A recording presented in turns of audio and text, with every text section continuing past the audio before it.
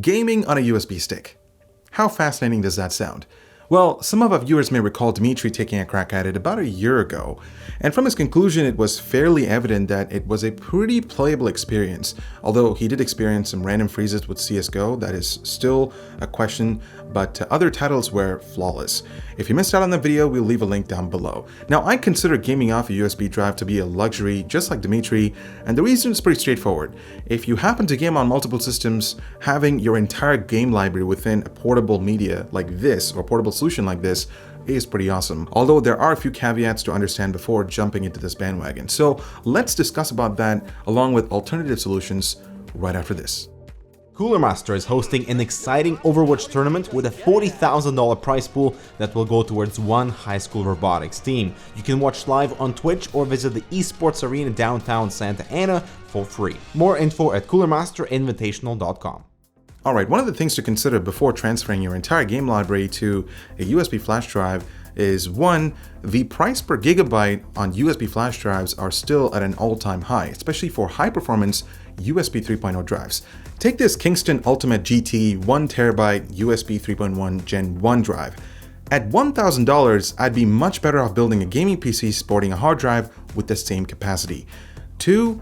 This has some relevance to my previous point, and that is modern games are at least 60 to 70 gigabytes in size. So if you're accumulating a lot of titles, that adds up quickly, and soon enough you'd have to step up your storage game. A 256 or 512 gigabyte SSD is not going to make the cut.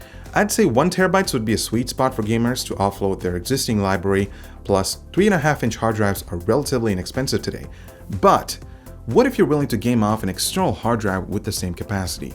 Oh, I'm not talking about spinning drives that are external, but external SSDs, like this Western Digital My Passport. I mean, seriously, they could have come up with a different name. Anyways, recently I got a chance to test this guy out and I was very impressed with its read performance, and that's thanks to its USB 3.1 Gen 2 interface. Awesome performance in a portable package. Once again, if you're interested in learning more about this drive, I'll leave a link down below. So today I decided to test game load times on this external SSD and compare it to a standard 3.5-inch spinning drive, a 2.5-inch SSD, and my aging external rugged hard drive that I paid $100 for a while back. Testing was pretty straightforward. I installed Origin, Battle.net, Uplay, and Steam on each drive to test Battlefield 1, Overwatch, Tom Clancy's Ghost Recon, and Doom respectively. I also made sure to disable as much as background applications as possible to get the best results. Before we move on, here are the Crystal Disk Mark results per drive, just so you're aware of where each drive stands with respect to each other.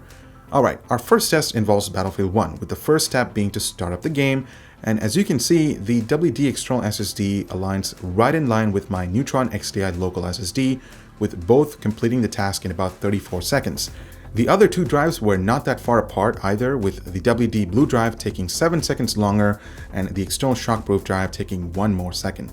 Honestly, it's not a huge difference between the 4 drives, but when we're switching to loading up a mission, in my case I chose Over the Top, which is our standard benchmarking scene.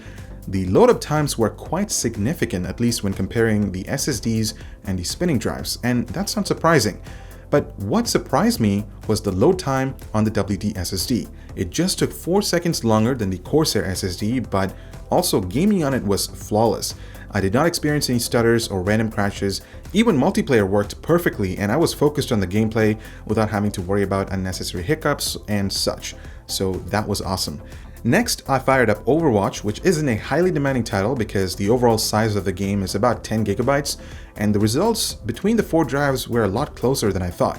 The external SSD was the fastest, but surprisingly the WD Blue drive took second place, followed by the Corsair SSD, and finally the shockproof external hard drive. Loading up the practice session was also quick on all drives. As you can see, the external SSD took the lead once again by a slight margin, but the Blue drive and the Corsair were just seconds apart. The shockproof drive was the slowest, and that shouldn't be surprising since it's running off USB 3.0 that roughly provides 5 gigabits per second theoretical throughput. I was excited to test Ghost Recon because A, it's a graphically intensive title, and B, loading up the game along with missions take a while, so it's a great way to test each drive's read performance, and we're aware that the WD Passport SSD is a monster at that. So how do we do? Well, just as expected, the Passport SSD was faster during the initial game launch.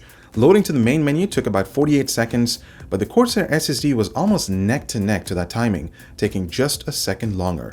Surprisingly, the Shockproof drive took 12 seconds longer than the Corsair SSD, but it was also faster than the WD Blue drive that took approximately a minute and 13 seconds, forcing its way to the last spot. Next up, I loaded up a mission that took 19 seconds on the Corsair SSD, 26 seconds on the Passport SSD, almost doubled that time on the WD Blue drive, and about a minute on the SP drive.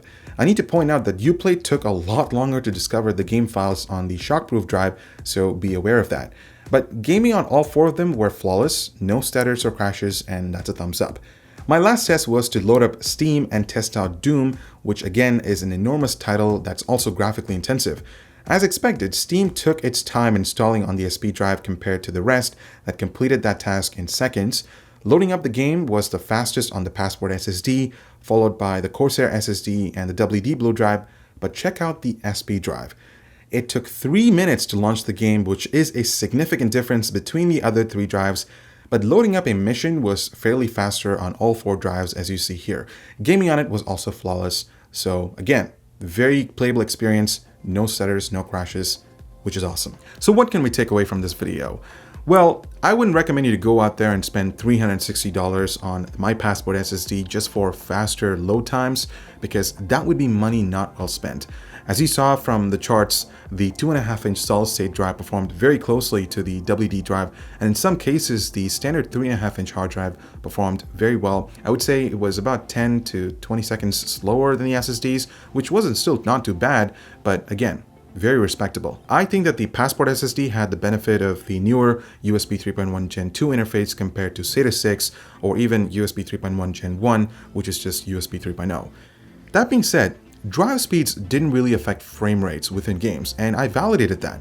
Battlefield 1 averaged around 100 frames per second on all drives, albeit a few frames per second higher or lower. Same with Overwatch, Ghost Recon, and Doom. So all you need to know is that if you just value frame rates over load times, you can save a lot of money and opt for a 3.5-inch hard drive that has a much better price per gigabyte ratio. But if you value load times, I would highly suggest picking up a higher capacity 2.5-inch SSD, although be mindful, they are pretty expensive. I think the maximum you can pick it up for is around $300. We'll leave a few options down below if you're interested. Now, if you're the type of user who games on multiple systems, and if you're looking for a quick plug-and-play solution without sacrificing on load times or frame rates, pick the My Passport SSD. It's a much faster solution. It's compact, it's fast, and it's reliable. Although, be mindful, it's expensive. So that'll do it for now. I hope you enjoyed this non-scientific test comparing all 4 drives. Let me know what you guys think about it in the comments down below. I'm Ibor with HardwareCanucks. Thank you so much for watching. Make sure to subscribe for more similar content, and we'll see you in the next one.